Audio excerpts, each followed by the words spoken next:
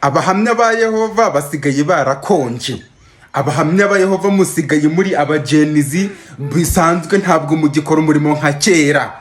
Abahamya ba Yehova ubu musigaye mugenda mwarangiza mugatereka utuntu tw'udutabo hariya ku muhanda, abantu barimo gutambuka mutegereje ko gusa ngo umuntu azagatora agapapuro.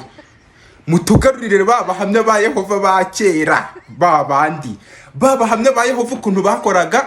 Bo babaga bafite Bibiliya mu ntoki, yambaye akantu k'akagofero, ubundi akagenda mu giturage. Sasa rero iyo umuhamya wa Yehova yageraga mu giturage, sasa agasanga nk'abana bari gukina umupira, abana bagahita babona umuhamya wa Yehova araje, agasakuza ati bahamya ba Yehova baraje. Abantu bose bagahita birukanka bahunga abahamya ba Yehova kugira ngo bajye kwihisha. Abahamya ba Yehova kugira ngo bataza kubabwiriza, kuko iyo bababwirizaga baratindaga. Umuyehova nawe akaza noneho nta kwikanga, abasanze aho ngaho akababwiriza mpaka. Hari nubwo yaboraga n'uwabwiriza bikarangira abwirije na pasiteri wo muri rindi torero kugira ngo ajye kuba umuhamya wa Yehova.